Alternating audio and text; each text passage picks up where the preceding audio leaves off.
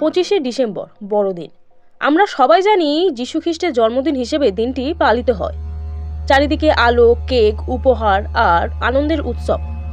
কিন্তু আপনি কি জানেন এই রঙিন উৎসবের আড়ালে লুকিয়ে আছে 1000 বছরেরও পুরনো রহস্য?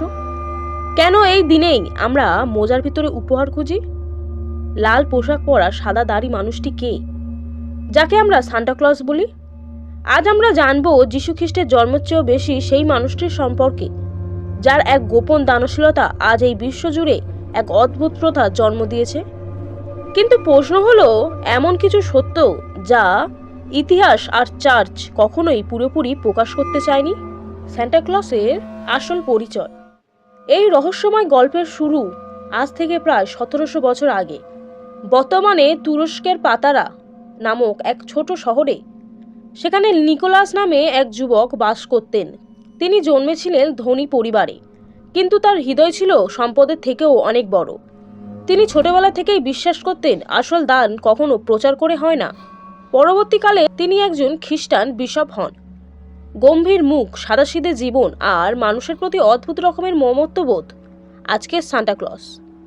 আসলে তিনি ছিলেন এক নীরব, দয়ালু মানুষ, যাকে ইতিহাস চেনে সেন্ট নিকোলাস নামে।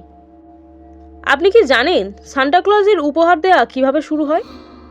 এর পিছনে আছে হৃদয়স্পর্শী কিন্তু গোপন কাহিনী।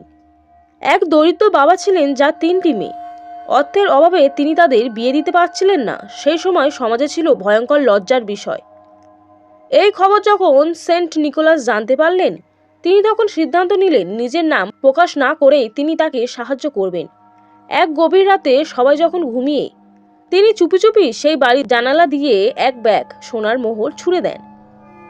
লোককথা অনুযায়ী সেই সোনার ব্যাগটি পড়েছিল আগুনের পাশে শুকাতে দেয়া একটি মোজার ভিতর। আর সেখান থেকেই জন্ম নেয় এক অদ্ভুত সুন্দর প্রথা, বড়দিনে মোজার ভিতরে উপহার পাওয়ার প্রথা। কিন্তু এখানেই শেষ নয়।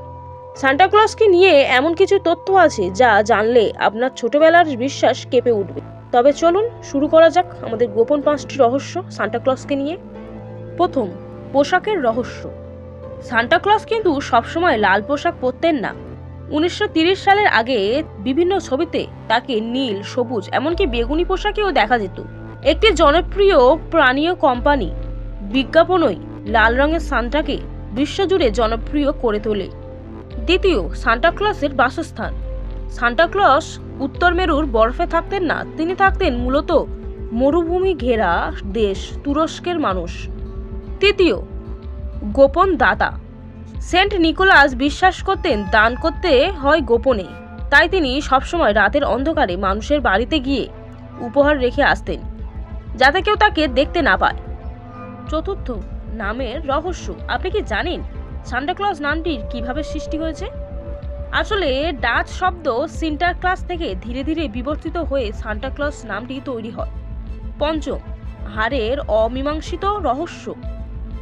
ইটালির বাড়ি শহরে আজও সেন্ট নিকোলাসের হাড় সংরক্ষিত আছে। সেই হাড় থেকে নাকি আজও এক ধরনের সুগন্ধি তেল বের হয়, যাকে বলা হয় মিরাকল অয়েল। অনেকে মনে করেন 25শে ডিসেম্বর আসলে যিশুর প্রকৃত জন্মদিন নয়।